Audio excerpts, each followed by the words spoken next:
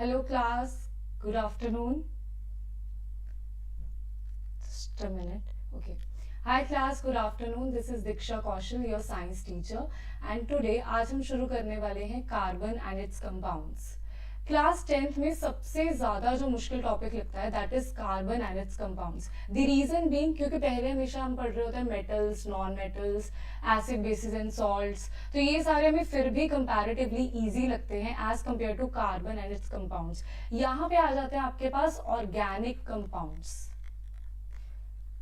The reason being ये chapter बहुत ज्यादा इंपॉर्टेंट है क्योंकि ये आपका बेस बनाता है 11th एंड 12th की ऑर्गेनिक केमिस्ट्री का. अब जितने भी वहां पे ये डिवीजन हो जाती है physical chemistry, inorganic chemistry, organic chemistry, तो आप अगर आपको ऑर्गेनिक केमिस्ट्री अच्छे से पढ़नी है पहले आपको अपना बेस क्लियर करना पड़ेगा. तो ये चैप्टर मुश्किल नहीं है, इनफैक्ट सबसे ज्यादा इजी चैप्टर है अगर आप इसको लॉजिकली समझो.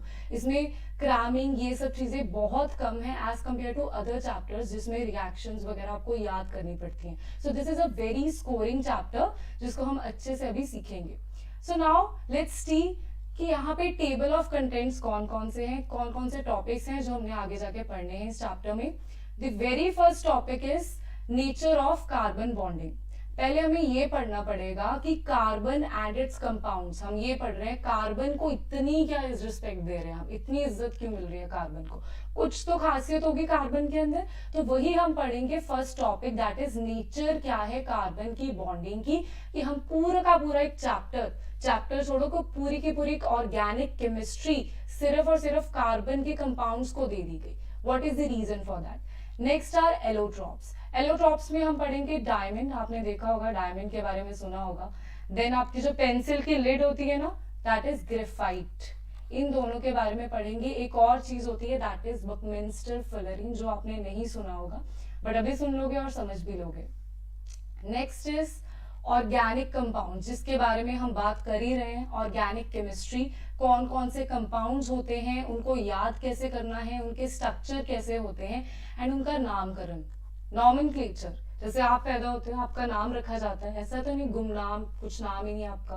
तो हर ऑर्गेनिक कंपाउंड जब डिस्कवर किया जाता है, बहुत सारे ऑर्गेनिक कंपाउंड्स अभी भी डिस्कवर हो रहे हैं, तो उनका नाम रखा जाता है. उसके पीछे कुछ रूल्स होते हैं जिनको हम पढ़ेंगे दैट इज IUPAC नेमिंग. तो वो हम अच्छे से पढ़ेंगे. इसके कॉमन नेम्स भी होते हैं तो कॉमन नेम्स आपको याद करने पड़ेंगे. IUPAC नेमिंग के आप रूल्स याद करोगे, रूल्स समझोगे एंड अप्लाई करोगे तो आपको बहुत इजी लगेगा वो. Next is isomerism. आइसोमेरिज्म क्या है.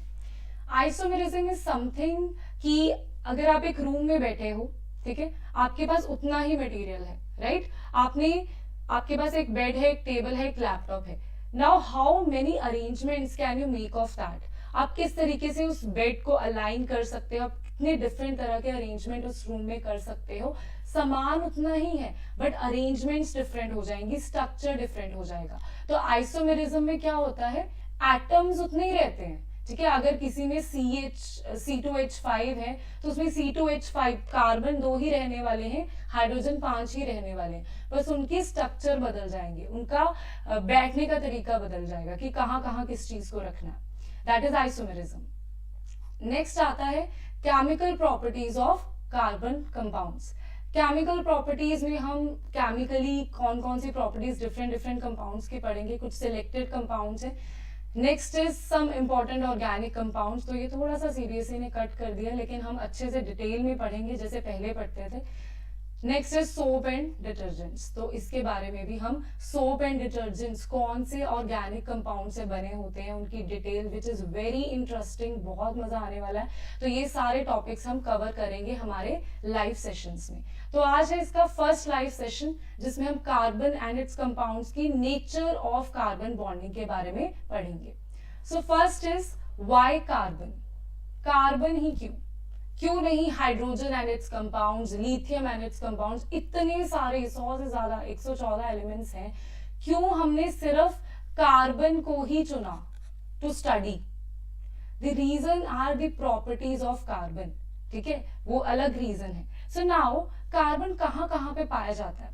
Carbon, the amount of carbon present in earth crust and atmosphere is very small. वो बोल रहे हैं कि हमारे अर्थ क्रस्ट पे जो कार्बन है जो प्रेजेंट है that is very small. Earth crust पे एटमॉस्फेयर में in the form of carbon dioxide, earth crust में in the form of coal, petroleum, इन सब चीजों में मिनरल्स के फॉर्म में कार्बन बहुत कम अमाउंट में प्रेजेंट है। तो हम ऐसा क्यों बोल रहे हैं कि कार्बन बहुत इंपॉर्टेंट है? क्या रीजन है? कार्बन मिलता कहाँ पर है हमें? द आंसर इज हम खुद कार्बन के बने हुए हैं। ठीक है, हमारे आसपास जो हम खाना खाते हैं, हम खाने की बात करते हैं, खाना सबसे ज्यादा जरूरी है। खाना नहीं खाओगे एनर्जी कैसे मिलेगी? खाना बेसिकली किसी न्यूट्रिशियस्ट के पास जाना तो आपको बताएंगे कि फूड जो होता है दैट इज, पता ही होगा आपको, कार्बोहाइड्रेट्स, फैट्स एंड प्रोटीन से बना होता है, राइट? कार्ब्स इसको लिख देते हैं, next is proteins and next is fats. तो इन तीनों चीजों से हमारे बेसिक जो एलिमेंट्स होते हैं फूड के, वो ये तीन चीजें हैं। अगर मैं बोलूं ये तीनों ही ऑर्गेनिक कंपाउंड है, ये तीनों ही कार्बन के कंपाउंड है, मतलब सारे के सारे जो खाने की चीजें हैं वो कार्बन के कंपाउंड है। आप आगे जाके देखोगे कार्बोहाइड्रेट्स को आप डिटेल्स में पढ़ोगे, प्रोटीन अमीनो एसिड से बने होते हैं, which are carbon compounds only, which are organic compounds only. Fats, बहुत बड़ी बड़ी चेन्स होती हैं कार्बन की, ठीक है? तो फूड भी जो है वो कार्बन से बना हुआ है। जो हम कपड़े पहनते हैं, वूल, कॉटन, ये भी कार्बन से बने हुए हैं। हम बहुत सेल्फिश हैं, human beings are very selfish. तो जो चीज खुद पे अप्लाई होती है ना, जो हमारे लिए जरूरी है, उस चीज को तो हम स्टडी पक्का करेंगे। तो हम खुद किस चीज से बने हुए हैं? कार्बन, ऑर्गेनिक कंपाउंड से बने हुए हैं। हमारी बॉडी ऑर्गेनिक कंपाउंड से बनी हुई है। नाउ किसी बच्चे के दिमाग में ये क्वेश्चन आ सकता है कि जो कार्बन होता है, आपने देखा होगा जो कोयला होता है तो काले कलर का होता है, ठीक है, टोटली ब्लैक। तो हम अलग अलग फीचर्स लेके कैसे पैदा हो रहे हैं? हम क्यों कार्बन की तरह नहीं दिखते? What is the reason? The reason is हम सिर्फ कार्बन के नहीं बने हुए हैं, हम कार्बन के साथ और भी बहुत सारे एलिमेंट्स हैं जिनके बने हुए हैं। लाइक कार्बन के साथ हाइड्रोजन का बॉन्ड होगा, कार्बन के साथ ऑक्सीजन का बॉन्ड होगा, कार्बन के साथ नाइट्रोजन का बॉन्ड होगा। तो कार्बन जब डिफरेंट डिफरेंट एलिमेंट्स के साथ बॉन्ड बनाता है तो वो ऑर्गेनिक कंपाउंड्स बनाता है। उन ऑर्गेनिक कंपाउंड्स के हम बने हुए हैं। नेक्स्ट देखते हैं। Next is all the living things that are plants, animals are made up of carbon based compounds. Carbon based compounds मतलब कार्बन उनके बीच में मेन कंपोनेंट होता है, मेन एलिमेंट जो होता है that is carbon, which are called organic compounds, जिसको हम ऑर्गेनिक केमिस्ट्री में डिवाइड कर देते हैं। Next is nature of carbon bonding, जो हमारा मेन फर्स्ट टॉपिक है। नेचर क्या है कार्बन की बॉन्डिंग की? क्या ऐसी प्रॉपर्टीज शो करता है carbon? The first property is covalent bond. जो कार्बन दूसरे कंपाउंड्स के, दूसरे एटम्स के साथ बॉन्ड बनाता है दैट आर कोवेलेंट। दो तरह के बॉन्ड्स होते हैं, first is covalent, second is ionic bond. Covalent bond क्या करता है? सपोज कर लो आप हो, आपके पास 40 रुपीज है, ओके, और आपके फ्रेंड के पास भी 40 रुपीज है, तो दोनों के पास 40 पैसे रुपए हैं। अब क्या होगा? आपको बर्गर खरीदना है 80 रुपीज का। अभी देखो, अगर तुम ये सोचोगे कि नहीं मैं क्यों अपने 40 रुपए उसके दूं, मैं नहीं दूंगा, ठीक है, तो क्या हो जाएगा कि आप दोनों ही बर्गर नहीं ले पाओगे, ठीक है? अगर आपको बहुत भूख लगी है, आपको बर्गर खरीदना, वो 80 रुपीज का है, दोनों के पास 40 रुपीज है, तो आप क्या करोगे? चल यार एक काम करते हैं, तू मेरे को 40 रुपीज दे दे, शेयर कर लेते हैं, और उसके बाद क्या करेंगे? बर्गर आएगा। अभी भाई को तो बोल नहीं सकते ना आप जाके कि प्लीज आधा बर्गर दे दो, ऐसा रूल नहीं होता, वो तो आपको एक पूरा बर्गर ही देंगे। तो आपको इकट्ठे पैसे करके, शेयरिंग करके, उसके बाद उस बर्गर को भी शेयर कर लोगे। कुछ ज्यादा चालाक लोग होंगे, वो शेयरिंग भी नहीं करेंगे, बर्गर अकेले ही खा जाएंगे, बट वो काम नहीं करना, ठीक है? तो यहाँ पे 40 रुपीज हमने क्या किए? शेयर कर लिए। वो 40 रुपीज मेरे पास भी थे, वो 40 रुपीज मेरे फ्रेंड के पास भी थे, तो हमने शेयर कर लिया। उसके बाद क्या हो गया? दोनों को खाने के लिए इंतजाम हो गया दोनों का। तो यहाँ पे कोवेलेंट बॉन्ड में भी यही होता है। कोवेलेंट बॉन्ड में होती है शेयरिंग। हम क्या करते हैं? यहाँ पे हमने पैसों की शेयरिंग करी थी, वो इलेक्ट्रॉन्स की शेयरिंग करते हैं। आयनिक बॉन्ड में होता है ट्रांसफर। लाइक यार मेरे को भूख लगी है, मुझे कुछ खाना है, मेरे पास बिल्कुल पैसे नहीं है, तो एक काम कर, तेरे पास 80 रुपीज है, मेरे को 80 रुपीज दे दे, तो वो 80 रुपीज दे देगा, उधार ले लोगे उससे, तो वो ट्रांसफर कर देगा, दान दे देगा आपको, ठीक है। तो आप कहीं पे जाके देते हो पैसे, टोटली ट्रांसफर कर देते हो, आप शेयर नहीं करते, टोटली ट्रांसफर कर दिए, तो वो क्या होगा, आयनिक बॉन्ड होगा। सो नाउ जो ऑर्गेनिक कंपाउंड्स होते हैं वो क्या चीज बनाते हैं, दे फॉर्म कोवेलेंट बॉन्ड, जिसको हम बहुत डिटेल में स्टडी करेंगे, क्यों कार्बन के जो कंपाउंड्स होते हैं वो कोवेलेंट बॉन्ड ही बनाते हैं, उसको हम नेक्स्ट स्लाइड में डिस्कस करेंगे। Next property is tetravalency. Tetravalency मतलब कार्बन 4 बॉन्ड्स बनाता है, कार्बन इस तरीके से बॉन्ड बनाता है, 1 2 3 4, 4 से ज्यादा बॉन्ड नहीं बनाता, 4 से कम बॉन्ड नहीं बनाता, 4 ही बॉन्ड बनाएगा।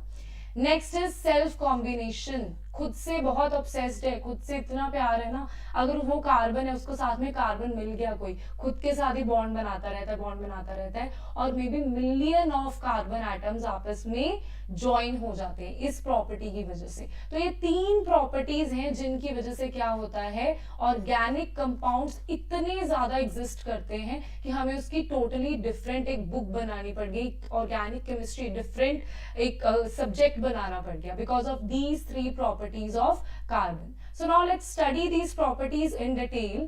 कोवेलेंट बॉन्ड क्यों बनाता है, उसके लिए हमें पता होना चाहिए electronic configuration of carbon. Electronic configuration of carbon के लिए आपको इसका एटॉमिक नंबर पता होना चाहिए। एटॉमिक नंबर क्या होता है, hydrogen, helium, lithium, beryllium, boron, carbon. Atomic number इसका होता है 6। ये आपने 9th में करा होगा एटॉमिक नंबर वगैरह। इलेक्ट्रॉनिक कॉन्फ़िगरेशन भी आप वहां से करके आए हो, जिसको याद नहीं है मैं बता देती हूँ। ये 6 का क्या मतलब है कि हमारे पास KLMN हमारे पास शेल्स हैं, तो फर्स्ट शेल जो होता है उसमें 2 इलेक्ट्रॉन्स होते हैं, उसके बाद यहां तक मैक्सिमम 8 इलेक्ट्रॉन्स आ सकते हैं, तो L शेल में मैक्सिमम 8 इलेक्ट्रॉन्स आ सकते हैं। बट बिकॉज यहाँ पे हमारे पास कितने इलेक्ट्रॉन हैं, अगर हम यहाँ पे 2 को भेज दें, सो 6 में से कितने निकल गए, 2 तो निकल गए, 2 तो यहाँ पे आ गए, K पे आ गए, तो बचे कितने, 4 बच गए, तो 4 इलेक्ट्रॉन्स आ जाएंगे L में, L शेल में आ जाएंगे, that is the second shell. L shell में 4 इलेक्ट्रॉन्स आ गए, और हमें पता है, हमने एक रूल पढ़ा था, that is octet rule. Octet rule क्या बोलता है, ऑक्ट क्या होता है, ऑक्ट मींस 8, ओके। हाइड्रोजन और हीलियम को छोड़ के, हाइड्रोजन और हीलियम क्या करते हैं, वो डुप्लेट को फॉलो करते हैं, मतलब वो कहते हैं कि हमारे जो आउटर मोस्ट शेल है ना, उसमें सिर्फ 2 इलेक्ट्रॉन्स ही मैक्सिमम आ सकते हैं।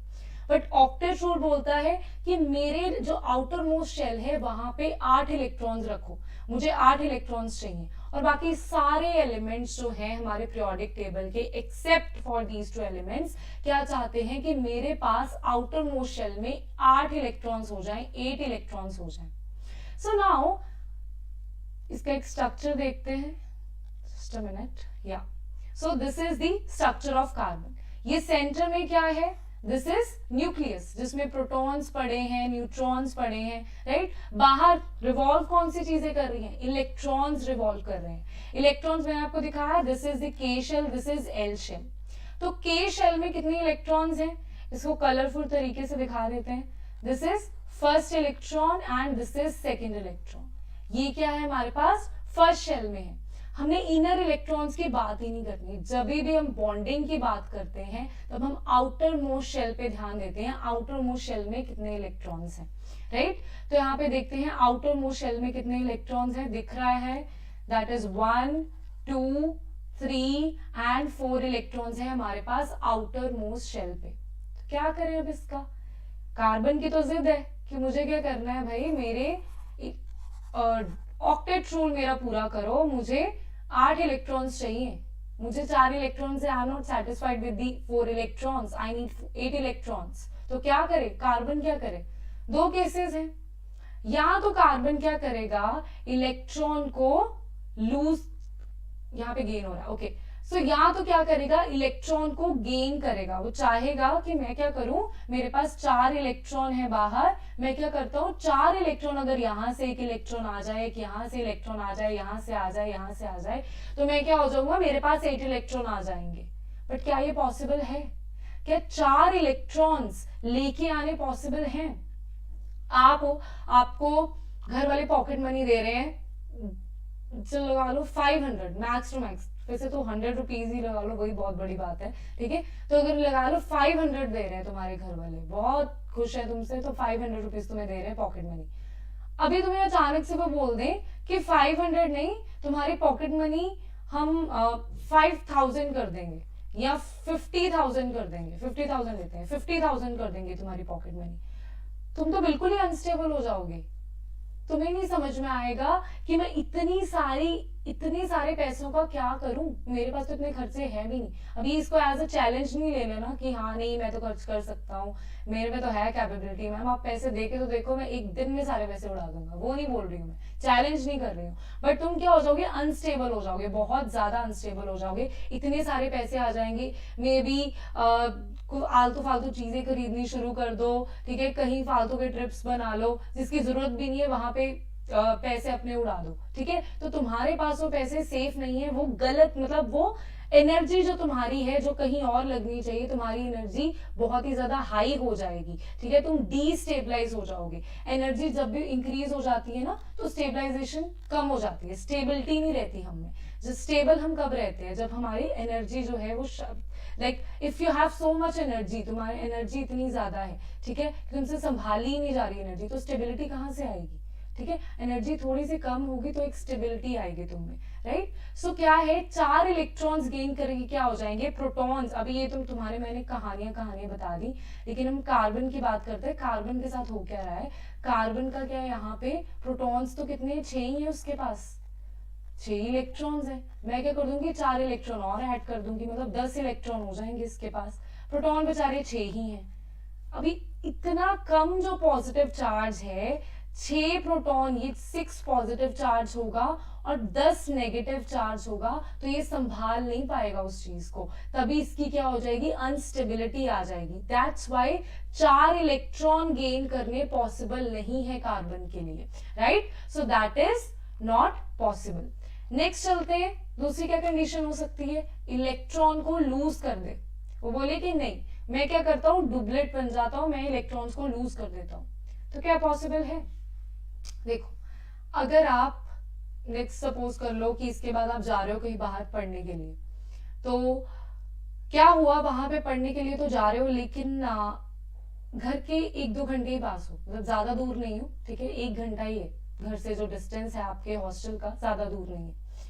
तो क्या तुम ऐसा कुछ भी कर लोगे, मतलब तुम्हें फिर भी थोड़ा सा डर तो रहेगा ना, तुम ऐसा तो नहीं कुछ भी ट्रिप बना रहे हो, 3-4 दिन के ट्रिप्स बना के निकल जाओगे, ठीक है, तो वो चीज तुम्हें थोड़ा सा डर रहेगा। अभी तुम अपने ही शहर में अपने घर में रहते हो तो ज्यादा डर है तुम्हें अपने घर वालों का, जैसे थोड़ा सा दूर जाओगे डर थोड़ा सा कम हो जाएगा, और दूर चले जाओगे, मैं तुम्हें बोल दूं तुम नॉर्थ में रहते हो, तुम्हें साउथ में भेज दो, तुम्हें लगेगा घर वाले कहाँ आएंगे यहाँ पे, ठीक है, जो करना है करो। तुम्हें मैं आउट ऑफ कंट्री भेज दूं, तब तो तुम्हें बिल्कुल ही कोई डर नहीं रह जाएगा, तब तो यू विल बी लाइक कि बस अब तो कुछ नहीं कर सकते घर वाले। तो इलेक्ट्रॉन भी ऐसा ही है, शरारती बच्चा है, ठीक है, ऐसे बच्चे नहीं बनना वैसे हमें, ठीक है। तो ये इलेक्ट्रॉन क्या है, जितना प्रोटॉन, प्रोटॉन क्या है, न्यूक्लियस क्या है, इसके मम्मी पापा है, तो जितना अपने मम्मी पापा के पास रहता है ना, जितना फैमिली के पास रहेगा, उतना मुश्किल है इसको लूज करवाना, उतना मतलब इसको बिगाड़ना उतना मुश्किल है, जितना आप घर वालों के साथ रहोगे, स्ट्रिक्टनेस में रहोगे, उतना मुश्किल है तुम्हें बिगाड़ना।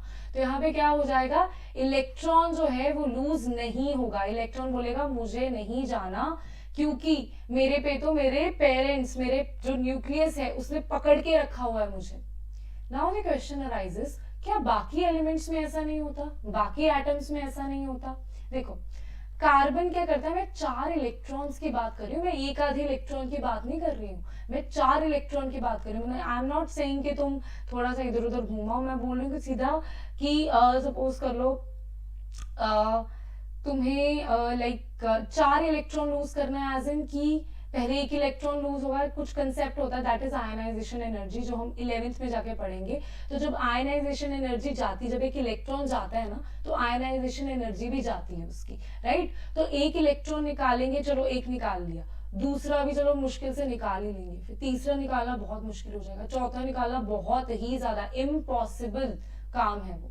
रीजन, क्योंकि प्रोटॉन जो है वो बहुत ज्यादा अट्रैक्ट करके बैठा है, ये पॉजिटिव चार्ज छोटा सा है, ठीक है, ये कार्बन कोई बहुत बड़ा एटम नहीं है, बहुत छोटा सा एटम है, ठीक है, इस वजह से शेल्स आपस में बहुत करीब करीब है। यहाँ पे अगर बहुत ज्यादा शेल्स होते हैं ना, अगर यहाँ पे लगा लो कि आउटर मोस्ट इलेक्ट्रॉन होता कहीं फोर्थ शेल में, यहाँ पे होता तो इजीली निकल जाना था, फिर इलेक्ट्रॉन्स को निकालना इतना मुश्किल नहीं है, बट यहाँ पे मुश्किल है क्योंकि बहुत पास है प्रोटॉन्स के।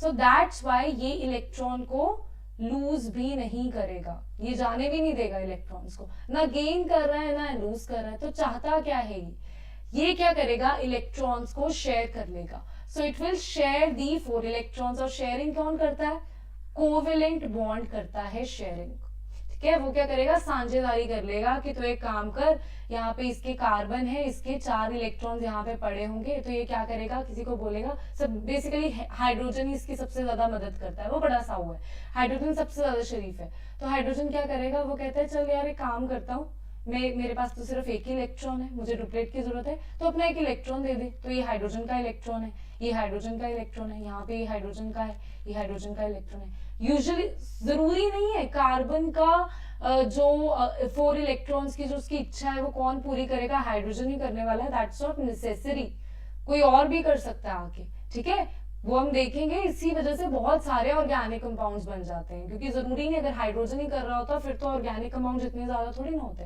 फिर तो कम ही होते, ठीक है। तो इस तरीके का ये बॉन्ड बना लेता है, इस तरीके से वो क्या करता है, शेयरिंग कर लेता है इलेक्ट्रॉन्स की, राइट। सो नेक्स्ट चलते हैं, नेक्स्ट इज टेट्रावेलेंसी। टेट्रावेलेंसी क्या होती है, टेट्रावेलेंसी 4 इलेक्ट्रॉन 4 बॉन्ड बनाना। कार्बन के पास यहाँ पे कितने इलेक्ट्रॉन है, बाहर 4 इलेक्ट्रॉन है, ठीक है, उसे कोई फर्क नहीं पड़ता, कोई भी आ जाए बस अपना एक एक इलेक्ट्रॉन यहाँ पे दे जाए, वो इतनी भेदभाव करता ही नहीं है, ठीक है। तो यहाँ पे क्या करेगा, 4 बॉन्ड बना लेगा, उसी 4 बॉन्ड को, this is first bond, this is second bond, this is third bond and fourth bond, इन्हीं 4 बॉन्ड्स को मैं क्या बोलती हूँ कि इसकी टेट्रावेलेंसी है। ये 4 तरह के बॉन्ड बना लेता है कार्बन अपने ऑक्टेट को पूरा करने के लिए। So now let's see this diagram. यहाँ पे क्या है, ये प्रोटॉन शो किए हुए इन्होंने, न्यूक्लियस में प्रोटॉन है 6, उतने ही न्यूट्रॉन्स हैं।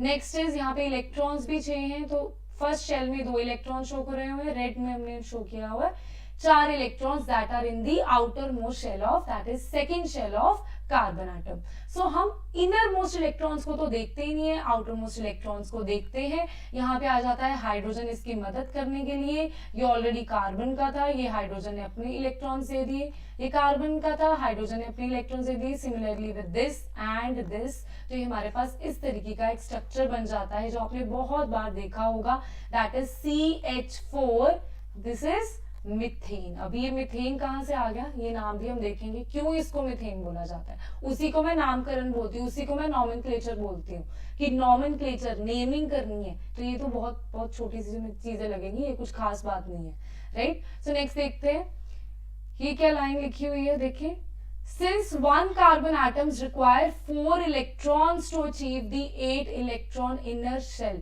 So inert gas structure क्या होता है कि 8 इलेक्ट्रॉन्स आ गए उसके पास। नाउ inert gas configuration क्या होती है, जैसे उसके पास अभी नियॉन की कॉन्फ़िगरेशन आ चुकी है, ठीक है। नियॉन पहले इनर्ट नोबल गैसेस कौन सी होती है, हाइड्रोजन हीलियम होती है, देन नियॉन, देन आर्गन, ठीक है। तो ये सारी क्या है, नोबल गैसेस है। तो इनर्ट गैस स्ट्रक्चर ही उन्होंने चाहते होते हैं, इसी वजह से वो क्या करते हैं, अपना ऑक्टेट पूरा करने की कोशिश करते हैं। So the valence is 4। Next चलते हैं, सेल्फ कॉम्बिनेशन। खुद से बहुत ज्यादा प्यार है उसे, खुद से बहुत खुश रहता है। अगर कार्बन है ना, यहाँ पे एक कार्बन है, 4 यहाँ पे इलेक्ट्रॉन पड़े हैं, और यहाँ पे क्या बोलेगा, हाइड्रोजन, अभी देखो एक जगह हाइड्रोजन है जो छोटा इतना सा, ठीक है, कार्बन उससे थोड़ा सा बड़ा है। तो जब कार्बन आ जाएगा वो क्या करेगा, हाइड्रोजन को साइड पे मार देगा, वो कहेगा साइड हो, एक काम कर, मैं हूं ना, मैं जाके उसकी हेल्प करूंगा, तो क्या हेल्प करेगा। तो ठीक है, कार्बन बेचारा लालची है, खुद से बहुत ज्यादा इंप्रेस है, जब अपना आइडेंटिकल देख लेता है खुश हो जाता है वो, तो क्या करता है, कैटिनेशन की प्रॉपर्टी शो कर देता है, that is catenation. Self combination, खुद से ही कंबाइन हो जाता है। तो यहाँ पे आता है दूसरा एटम, ये रहा दूसरा कार्बन, तो ये यहाँ पे अपने इलेक्ट्रॉन्स लेके आएगा, ये रहे इसके इलेक्ट्रॉन, ठीक है। यहाँ पे ये जो हो गई, इसने अभी सिर्फ एक ही कार्बन के साथ बॉन्ड बनाया, ऐसे ये भी हो सकता है यहाँ पे एक और कार्बन आ जाए उसके साथ बॉन्ड बना ले, फिर एक और कार्बन आ जाए उसके साथ बॉन्ड बना ले, देन एक और कार्बन आ जाए उसके यहाँ पे 4 क्रॉस से मैं क्या शो कर रही हूँ, उसके इलेक्ट्रॉन शो कर रही हूँ।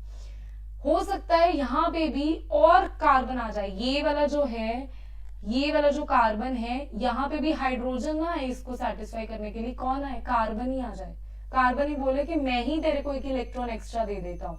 तो यहाँ पे इस तरीके से ये चेन बहुत लंबी जा सकती है, इसमें मिलियंस ऑफ एटम्स जो हैं वो कार्बन के आ सकते हैं। यहाँ पे फिर से अगर कार्बन आ गया तो कार्बन फिर से क्या करेगा, अपने इलेक्ट्रॉन्स को शेयर कर लेगा। हो सकता है फिर से कार्बन आ जाए, वो फिर से अपने इलेक्ट्रॉन्स को शेयर कर ले।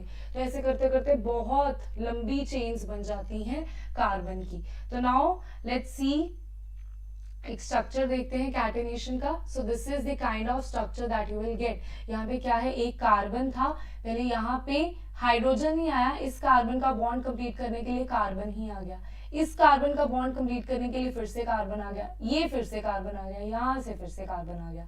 बट जो ये वाले दूसरे, ये वाला कार्बन, ये वाला कार्बन एंड ये वाला कार्बन, इनको क्या मिल गया, हाइड्रोजन मिलकर। ठीक है, अभी और कार्बन बचे नहीं थे, तो और कार्बन नहीं आए, तो हाइड्रोजन ने क्या कर दिया, स्टॉप लगा दिया, उसकी जो चेन है जो बढ़ रही थी बहुत ज्यादा, उस पर क्या कर दिया, रोक लगा दी, उसको स्टॉप कर दिया, क्योंकि हाइड्रोजन के पास तो एक ही इलेक्ट्रॉन है ना, एक्स्ट्रा यहाँ पे पड़े नहीं होंगे, तो इस वजह से क्या होगा, वहां पे रुक जाएगी वो चेन। सो बेसिकली जो ऑर्गेनिक कंपाउंड्स होते हैं उनमें क्या चीजें होती हैं, उनमें कार्बन होता है एंड हाइड्रोजन होता है, दैट इज वेरी इंपॉर्टेंट।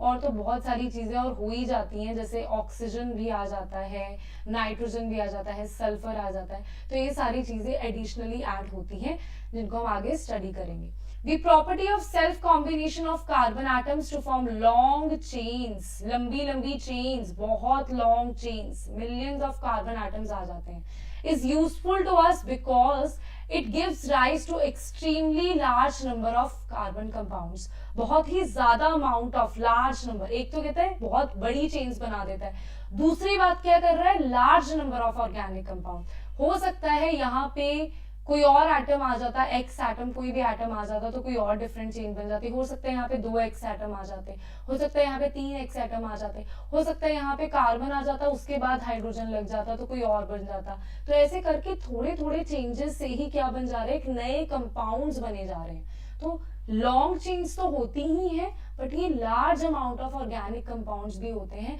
इतने लार्ज होते हैं कि पूरे के पूरे पीरियोडिक टेबल में अगर हम देख लें ना, जितने पीरियोडिक टेबल के जितने भी एलिमेंट्स हैं उन सबके मिला के इतने कंपाउंड्स नहीं होंगे जितने अकेला कार्बन कंपाउंड लेके घूम रहा है। ठीक है, तो अगेन वही चीज रिपीट करूं, इसीलिए ऑर्गेनिक केमिस्ट्री अलग से सब्जेक्ट बन गया, which is my favourite subject. So now occurrence of carbon, occurrence कैसे आता है हमारी दुनिया में, कैसे दिखता है हमें कार्बन, तो ये 2 फॉर्म्स में दिखता है, that is combined state and free state. Combined state मतलब कि यहाँ पे ये दिखेगा CO2 की फॉर्म में, CO2 की फॉर्म में एज इन कार्बन अकेला नहीं होगा, वो किसी और के साथ है। ठीक है, साथ में और लोग लेके आ रहा है, अकेला नहीं है। ठीक है, तो यहाँ पे कार्बन जो है वो किसके साथ है, कैल्शियम एंड ऑक्सीजन के साथ है। यहाँ पे कार्बन है डिफरेंट इनऑर्गेनिक, जो कोल पेट्रोलियम होता है इसमें डिफरेंट ऑर्गेनिक इनऑर्गेनिक कंपाउंड्स आ जाते हैं, रेस्ट इज ऑर्गेनिक कंपाउंड। ये तो हम पूरे डिटेल में स्टडी करने वाले, एक एक ऑर्गेनिक कंपाउंड को पकड़ के उनको अच्छे से स्टडी करेंगे। ठीक है, तो ये जो सारे होते हैं कंबाइंड स्टेज में होते हैं, दैट इज कार्बन किसी और एटम के साथ बॉन्ड बना रहा है, किसी भी और, चाहे वो हाइड्रोजन ही हो, ठीक है, किसी और एटम्स के साथ। फ्री स्टेट होता है जिसमें कार्बन को छोड़ के और कोई एटम प्रेजेंट नहीं है। जो डायमंड है उसमें सिर्फ कार्बन प्रेजेंट है, जो ग्रेफाइट है उसमें सिर्फ कार्बन प्रेजेंट है, जो बकमिंस्टर फुलरीन है उसमें सिर्फ कार्बन प्रेजेंट है। बात इंटरेस्टिंग नहीं है कि डायमंड जिसको हम बोलते हैं कि बहुत महंगा है, अगर आपने एक छोटा सा डायमंड का पीस भी लेना ना, इतना छोटा सा डायमंड का पीस लेना, वो 10-20 लाख रुपए खर्च करना पड़ जाएगा, राइट। अगर आपको एक पेंसिल लेनी है तो उसमें कितने पैसे खर्च होंगे, 5, मैक्स टू मैक्स 5 रुपीज, उससे ज्यादा तो नहीं। ठीक है, तो ये क्यों डिफरेंस है, मैं बोल रही हूँ कार्बन से ही दोनों बने हुए हैं, डायमंड भी कार्बन से बना हुआ है, ग्रेफाइट भी कार्बन से बना हुआ है, पैसों में इतना अंतर आ चुका है, उनकी क्वालिटी में कितना डिफरेंस है। अगर आप डायमंड को देखो, just give me a minute, okay, अगर आप डायमंड को देखो तो डायमंड जो है वो शाइन करता है, राइट, वो ज्वेलरीज बनाने के लिए यूज किया जाता है, बट ग्रेफाइट पेंसिल के सिक्के जो होते हैं लेड, उसके लिए यूज किया जाता है।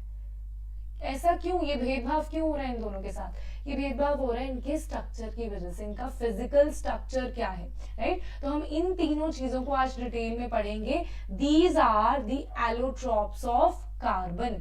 एलोट्रॉप्स ऑफ कार्बन क्या होते हैं? एलोट्रॉप्स आर बेसिकली, क्या बोलते हैं एलोट्रॉप्स? एलोट्रॉप्स होते हैं जिनके जो सेम चीज से बने हुए हैं, ठीक है, केमिकली वो बिल्कुल सेम है।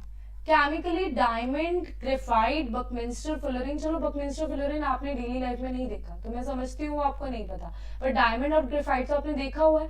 अगर केमिकली वो बिल्कुल सेम है, केमिकली दोनों कार्बन से बने हुए हैं, बट फिजिकल स्ट्रक्चर जो है उनका डिफरेंट हो चुका है। फिजिकल स्ट्रक्चर की वजह से इतने ज्यादा उनकी प्रॉपर्टीज में डिफरेंस आ जाते हैं। तो वो कंपाउंड्स जो केमिकली सेम चीज से बने होते हैं बट फिजिकल स्ट्रक्चर उनका डिफरेंट होता है, that are called allotropes of, that are basically called allotropes, but यहाँ पे हम क्या स्टडी कर रहे हैं? Allotropes of carbon. कार्बन के एलोट्रॉप्स को स्टडी कर रहे हैं। The various physical forms in which an element can exist are called. इसने थोड़ी सी सिंपल सी डेफिनेशन दे दी, मैंने और भी ज्यादा आपको अच्छी डेफिनेशन दे दी, राइट? सो नेक्स्ट देखते हैं, फर्स्ट इज डायमंड। डायमंड कितना शाइन करता है, कितना लस्ट्रस होता है, क्यों होता है? ऐसा क्या है? कार्बन, कोयला, हम तो शाइन नहीं कर रहे, हम भी तो कार्बन के बने हुए हैं, तो ये क्यों शाइन कर रहा है? Why diamond is shining? So let's see. Diamond की पहले प्रॉपर्टीज देखते हैं। Diamond has 3 properties. First is it is very heavy, बहुत ही हैवी होता है। पकड़ के देखना, एक सेम डायमंड का पीस पकड़ के देखना, सेम ग्रेफाइट का पीस पकड़ के देखना, आपको पता लग जाएगा डायमंड जो होता है वो हैवी होता है, right? Next is heavy. Heavy का क्या मतलब है? High density. डेंसिटी मतलब भारीपन, कितनी भारी है कोई चीज, राइट? तो हैवी होता है। नेक्स्ट इज हार्ड, बहुत, it is the hardest material known, hardest material है ये, ठीक है? तो बहुत ही ज्यादा, it is actually an exception, ठीक है? नॉन मेटल है बट बहुत ही ज्यादा हार्ड होता है, हार्डेस्ट मटेरियल होता है। Next is do not conduct electricity, electricity को कंडक्ट नहीं करता। तो अभी हम देखते हैं ये तीनों प्रॉपर्टीज क्यों है। क्रैमिंग तो नहीं करनी प्रॉपर्टीज की, रीजन क्या है इन तीनों प्रॉपर्टीज के पीछे? तो रीजन है इनका स्ट्रक्चर। तो पहले हम स्टडी करते हैं डायमंड के स्ट्रक्चर को। डायमंड का स्ट्रक्चर देखो, ये सारे जो सर्कल से नहीं दिख रहे, ये सारे के सारे ही क्या है? कार्बन के कंपाउंड्स हैं। तो ये मैंने बहुत ही उसका छोटा सा स्ट्रक्चर ढूंढ के रखा हुआ है। एक्चुअल में ये बहुत ही ज्यादा कॉम्पैक्ट स्ट्रक्चर होता है, बहुत बड़ा स्ट्रक्चर होता है, ठीक है? तो यहाँ पे थोड़ा सा उसका पोर्शन ले आए हम। यहाँ पे दिस इज कार्बन एटम्स, ये जो सर्कल्स हैं ये रिप्रेजेंट कर रहे हैं कार्बन एटम्स। तो अगर इसमें से मैं इस पोर्शन को बाहर ले आती हूँ, ये क्या है? ये इस तरीके से अरेंज है, कुछ इस तरीके से अरेंजमेंट है इसकी। ये आप क्या दिख रहा है?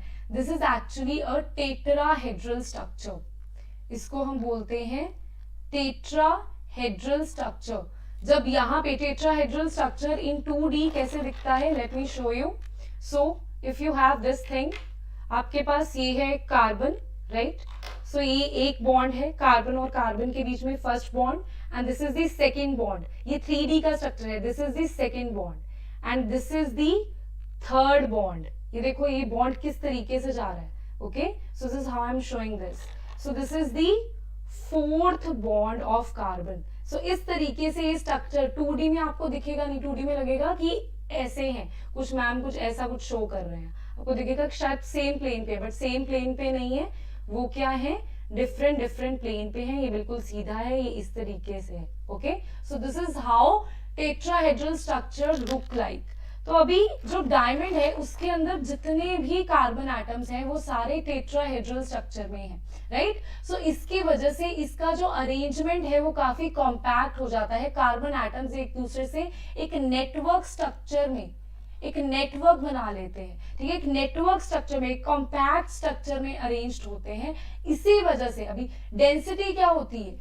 What is density? Density is एक पोर्शन पे कितने मॉलिक्यूल्स हैं, नंबर ऑफ मॉलिक्यूल्स एक पर्टिकुलर पोर्शन में। अगर एक रूम में 50 लोग होंगे तो रूम की डेंसिटी बहुत ज्यादा हो जाएगी।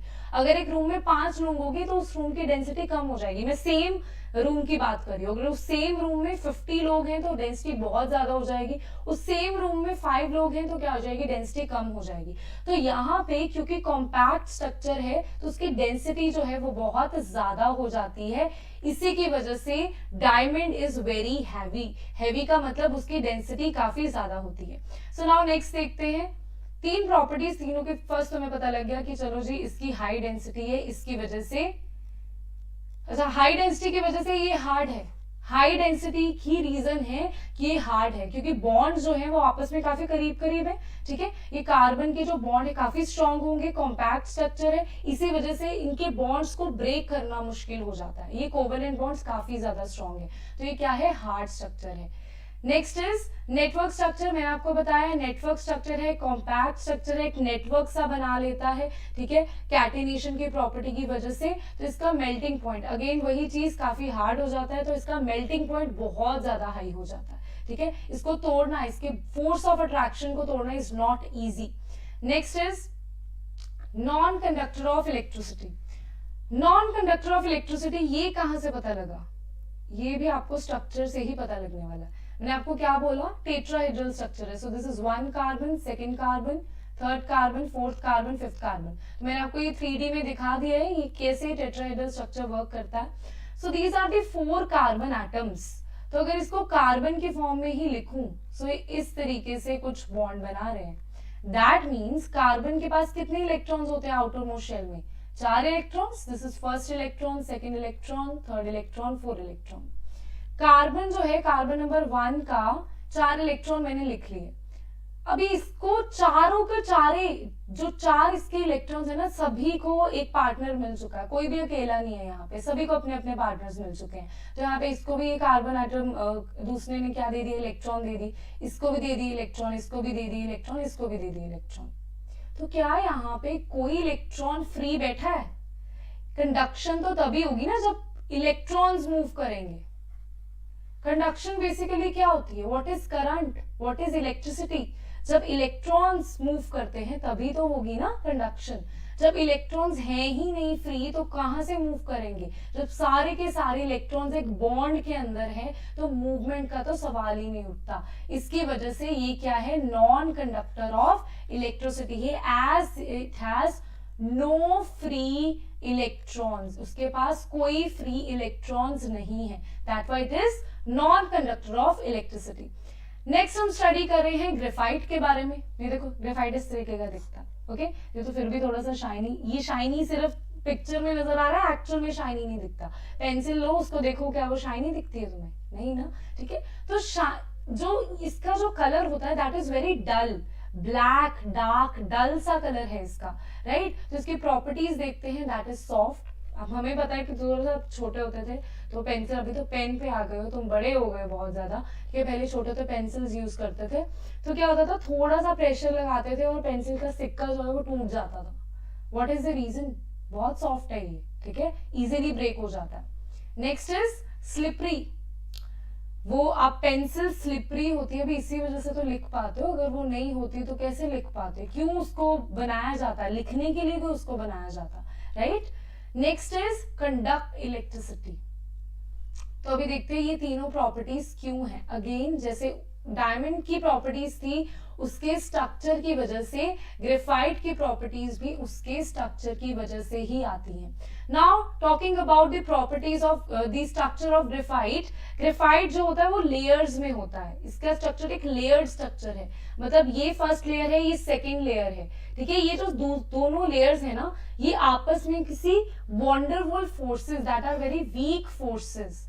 ये जो फर्स्ट लेयर है, this is the first layer, this is the second layer. तो ये जो दोनों लेयर्स हैं आपस में किसी वीक फोर्सेस से जुड़े हुए हैं, that are called van der Waals forces. ये स्ट्रॉन्ग फोर्सेस नहीं है, ठीक है। लेयर्स को आपस में कोई एक्चुअल बॉन्ड नहीं है, कोई ट्रांसफर ऑफ इलेक्ट्रॉन्स, कोई शेयरिंग ऑफ इलेक्ट्रॉन नहीं हो रही, बस एक अट्रैक्शन है इनके बीच में। तो this is the first layer, this is second layer, this is third layer. तीनों लेयर्स में आपस में वॉन्डर वॉल फोर्सेस हैं, विच आर वीक फोर्सेस। इसी वीक फोर्सेस की वजह से ये क्या होता है, सॉफ्ट होता है, ये स्लिपरी होता है because of this reason only. Now हम देखते हैं कि फर्स्ट लेयर में क्या है. जैसे आपके घर में फ्लोर होते हैं ना, तो फर्स्ट फ्लोर सेकंड फ्लोर वाले जो लोग होते हैं उनकी आपस में इतनी ज्यादा इंटरेक्शन नहीं होती, लेकिन जो हमारे सेम फ्लोर पे लोग रह रहे हैं ना उनके साथ हमारी ज्यादा इंटरेक्शन होती है. वही इनका हाल है कि जो सेम फ्लोर पे रह रहे हैं उनकी ज्यादा इंटरेक्शन होगी as compare to different different floors पे. आप ज्यादा उनसे मतलब आते जाते नहीं मिल पाओगे, तो यहाँ पे आते जाते मिल लेंगे. तो हम एक लेयर की बात करते हैं कि एक सिंगल लेयर में क्या होता है. फर्स्ट लेयर की बात कर रहे हैं कि फर्स्ट लेयर नहीं मतलब सारी लेयर सेम ही है यहाँ पे. Okay, so these are the dimensions that you can note down. Okay, so now first layer में क्या होता है, यहाँ पे हर लेयर में हेक्सागन रिंग्स होती हैं जो आपस में, ये मैं फर्स्ट लेयर्स की बना रहा हूँ. Hexagon is what, hexagon 6 sides वाला, राइट. 1 2 3 4 5 6 6 साइड्स. तो ऐसे ही और 6 साइड्स बना दो और 6 साइड्स बना दो. यहाँ पे और 6 साइड्स बना लो. तो ये क्या बन रही है, एक लेयर बन जाती है. बहुत सारे हेक्सागोनल रिंग्स आपस में अटैच्ड होती हैं, राइट. तो ये बनाती है इसकी first layer. Now what is the reason for conduction of electricity. Conduct क्यों करता है इलेक्ट्रिसिटी को. एक कार्बन यहाँ पे लेते हैं, this is the first carbon, ये है second carbon, third carbon, fourth carbon. तो एक कार्बन ने 3 बॉन्ड्स बना रखे हैं, 4 बॉन्ड्स नहीं बना रखे. ये कार्बन है, इसने सिर्फ 3 बॉन्ड्स बना रखे हैं. दैट मीन्स ये कार्बन है, इसके 4 इलेक्ट्रॉन से 1 2 3 4 सिर्फ 3 बॉन्ड बने हुए हैं. एक इलेक्ट्रॉन क्या है, फ्री है यहाँ पे. If one electron is free, that means it can conduct electricity. इसी वजह से ग्रेफाइट की जो इलेक्ट्रोड्स होती हैं उनको यूज किया जाता है फॉर इलेक्ट्रोलिसिस. इलेक्ट्रिसिटी जनरेट करवाने के लिए जो इलेक्ट्रोड्स को यूज किया जाता है दैट आर कार्बन इलेक्ट्रोड्स. तो जब आप देखते हो ना कार्बन इलेक्ट्रोड्स, उसका मतलब ही क्या होता है, दैट मीन्स ग्रेफाइट की इलेक्ट्रोड्स हैं, because they are good conductor of electricity. And बहुत चीप भी होती है तो हमें सही रह जाती है, वो इकोनॉमिकल हो जाती है. सो लो डेंसिटी है इसलिए ये बहुत सॉफ्ट है. लो डेंसिटी क्यों है, लेयर स्ट्रक्चर है. लेयर्स का आपस में बहुत ज्यादा कोई बॉन्ड नहीं है, ठीक है. लेयर्स आपस में ऐसे ऐसे क्या कर रही हैं, हिलती भी रहती हैं. लेयर्स का आपस में एज सच कोई प्रॉपर बॉन्ड नहीं है, बॉन्डरबल फोर्सेस है, सिर्फ इंटरेक्शन है और कुछ नहीं है. इस वजह से इसकी डेंसिटी जो है वो लो होती है. Next is network structure, high melting point. Again इसका एक नेटवर्क स्ट्रक्चर बन जाता है इसलिए इसका हाई मेल्टिंग पॉइंट है. नेटवर्क स्ट्रक्चर एज इन कि एक कैटिनेशन की प्रॉपर्टी की वजह से इनका एक नेटवर्क सा बन जाता है. जैसे हम बोलते हैं ना कि नेटवर्क में हर चीज दूसरी चीज से लिंक्ड होती है, ठीक है. नेटवर्क का क्या मतलब होता है कि one person is connected to the other person is connected to the third person, that person is connected to the other person. इसको हम बोलते हैं एक नेटवर्क. तो डायमंड एंड ग्रेफाइट दोनों में एक नेटवर्क बन रहा है, ठीक है. एक प्रॉपर ऐसा नहीं है कि यहाँ पे सोचना पड़ेगा, कि यहाँ पे मुझे सोचना नहीं पड़ेगा आगे क्या आएगा, मुझे पता है आगे ये चीज आएगी, मुझे पता है यहाँ पे आगे ये चीज आएगी. तो एक नेटवर्क बनता है. Next is conduction, good conductor of electricity. The reason being it has free electrons. Next चलते हैं. Now ये आपने कभी सुना नहीं होगा, बकमिंस्टर फुलरिंग. तो बकमिंस्टर फुलरिंग जो एक साइंटिस्ट थे, उन्होंने क्या देखा, एक साइंटिस्ट है, उन्होंने क्या देखा कि हमारे पास एक ऐसे कार्बन कंपाउंड्स होते हैं जो सिर्फ और सिर्फ कार्बन के बने होते हैं, जो फुटबॉल के स्ट्रक्चर जैसे दिखते हैं, ठीक है. एक आर्किटेक्चर था, उसके फॉर्म में भी था, लाइक एक बहुत ही बाहर कोई मॉन्यूमेंट थी, कोई मॉन्यूमेंट नहीं बोलूंगी, कोई बिल्डिंग थी. तो वहां पे बिल्कुल इस तरीके की थी वो बिल्डिंग. इस तरीके की क्या मतलब है, that also resembles that building. वो जो कंपाउंड बकमिंस्टर फुलरिंग जो उन्होंने देखा, जो उन्होंने डिस्कवर किया, उसका स्ट्रक्चर एक तो उस बिल्डिंग से बन रहा था, इस वजह से उसका नाम क्या रख दिया, बकमिंस्टर फुलरिंग. और उसका स्ट्रक्चर फुटबॉल से भी मिलता है. फुटबॉल से कैसे मिलता है, फुटबॉल में हमें पता है जो ब्लैक रिंग्स होती हैं दैट आर पेंटागन रिंग्स, जो व्हाइट रिंग्स होती हैं दैट आर हेक्सागोनल रिंग्स. तो यहाँ पे pentagonal rings and hexagonal rings attached होती हैं आपस में. सेम स्ट्रक्चर होता है बकमिंस्टर फुलरिंग का. तो इसकी प्रॉपर्टीज देखते हैं. डार्क सॉलिड है, एक काफी मतलब this the properties are in between diamond and graphite, ठीक है. ना डायमंड की तरह बहुत शाइनी होगा, ना ग्रेफाइट के जैसा होगा, बीच बीच में होगा.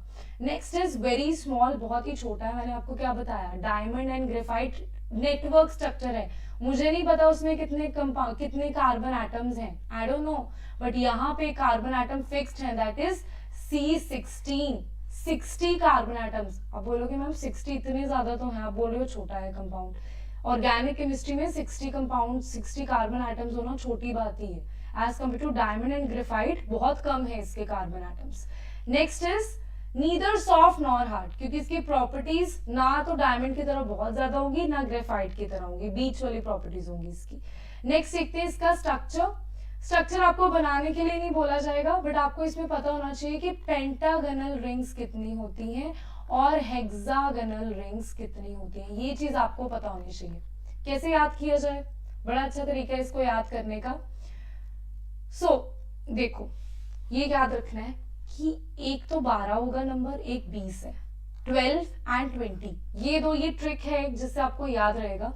एक 12 होगा, एक 20 होगा, या तो 12 पेंटागनल रिंग्स होंगी या 12 हेक्सागनल रिंग्स होंगी, या 20 पेंटागनल रिंग्स होंगी या 20 हेक्सागनल रिंग्स होंगी।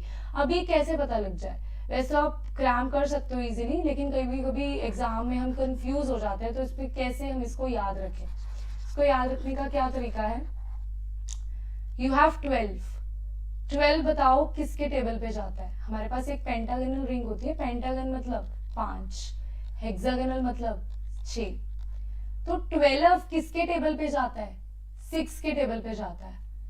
20 किसके टेबल पे जाता है, 5 के टेबल पे जाता है। तो यहाँ पे इसको क्रॉस कर लेना है।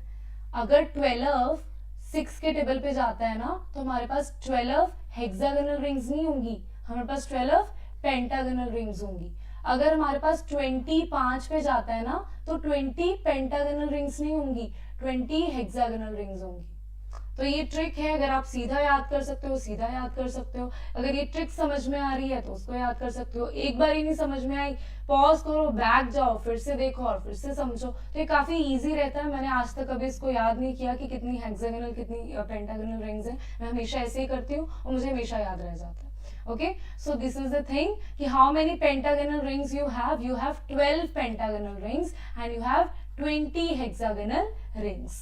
So now रूम टेम्परेचर पे डार्क सॉलिड है, मॉलिक्यूल बहुत छोटा है, मीडियम डेंसिटी है, ना सॉफ्ट है ना हार्ड है, ये सारी इसकी स्ट्रक्चर से इसकी प्रॉपर्टीज निकाली हुई है।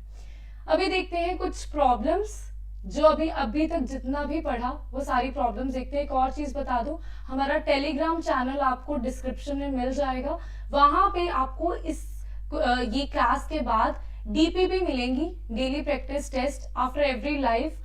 वहां पे मैंने आज जो है आपको allotropes and nature of carbon bonding जितनी भी हमने प्रॉपर्टीज करी हैं उसके बेसिस पे 15 क्वेश्चंस का टेस्ट है, एमसीक्यू टेस्ट है, जिसको करके आपको समझ में आ जाएगा कि आपको ये चीज पूरी समझ में आई भी है या नहीं है। So you can go and वो टेस्ट को दो and you can see, you can analyse yourself if you have understood और नॉट अंडरस्टूड। अगर नहीं समझ में आया तो फिर से एक बार लाइव देख लो, समझ आ जाएगा, right. And you can also tell me कौन कौन से चैप्टर्स हैं, कौन कौन से टॉपिक्स हैं जो आपको डिफिकल्ट लगते हैं, ताकि मैं उन टॉपिक्स पे लाइव सेशंस लेके आऊं।